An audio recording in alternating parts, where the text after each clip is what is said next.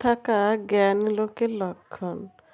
যত বেশি চুপ থাকতে পারবেন, জীবনে সফলতা তত বেশি পাবেন। তবে হ্যাঁ, যেখানে প্রয়োজন কথা বলার, সেখানে তো অবশ্যই বলতে হবে। যেখানে আপনার অপিনিয়নের মূল্য আছে, সেখানে যেমন অপিনিয়ন দিতে হবে, একইভাবে যেখানে আপনার মনে হবে যে এই জায়গাটায় কথা বলাটা খুব বেশি জরুরি, সেখানে অবশ্যই আপনাকে কথা বলতে হবে। প্রয়োজনের বেশি কথা বলতে যাবেন না। দেখবেন যত বেশি চুপ থাকতে পারবেন, নীরব থাকতে পারবেন, তত কম সমস্যার সম্মুখীন হবেন।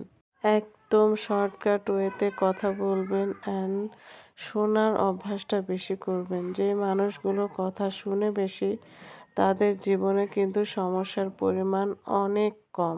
আমার আব্বু সবসময় একটা কথা বলতেন যে, মুখ হচ্ছে একটা মানুষের সবচেয়ে বড় বন্ধু হতে পারে, আবার সবচেয়ে বড় শত্রুও হয়ে যেতে পারে।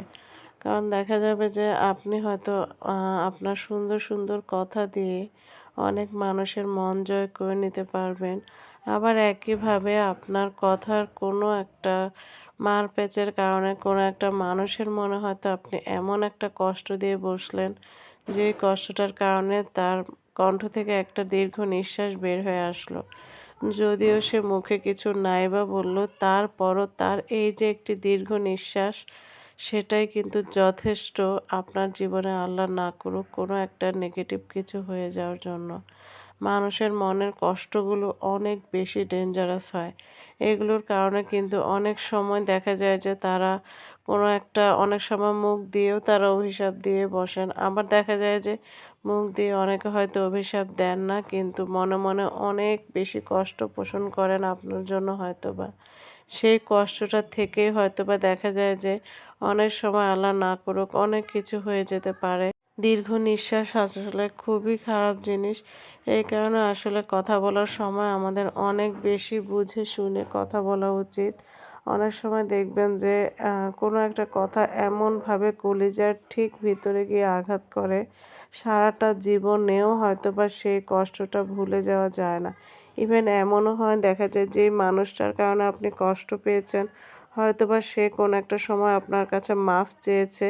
তারপরও আপনি যদি মুখে বলেও থাকেন যে আচ্ছা ঠিক আছে, মাফ করে দিয়েছি, কিন্তু হয়তোবা আপনার কষ্টের পরিমাণটা এতটাই গভীর, আপনি মুখে বললেও মনের কোণে আপনার কষ্টটা রয়েই গেল। তাহলে কিন্তু এটা আসলে সত্যিকার অর্থে সেই ব্যক্তিটি মাফ পেল না।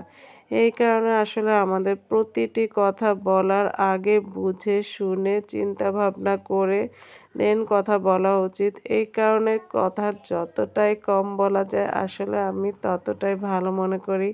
এটা এই কারণে বলছি, যেই দিনগুলো আমি একটু কম কথা বলতে পারি, আমার মনে হয় মনের কোনো একটা জায়গায় অনেক বেশি শান্তি ফিল করি আমি। কোনো একটা দিন হয়তোবা দেখা যাচ্ছে যে একটু বেশি কথা বলে ফেলছি, তখন আবার অনেক টেনশন হয়। মনে হয় যে আমি কি এমন কোনো কিছু বলে ফেললাম কিনা যাতে করে কেউ হয়তো কষ্ট পাচ্ছে। অনেক সময় কিন্তু মনের অজান্তেও অনেক কথা বলে ফেলা হয়, যেটা হয়তোবা কাউকে কষ্ট দেওয়ার উদ্দেশ্য থাকে না। তারপরও কিন্তু অনেক সময় হয়ে যায়।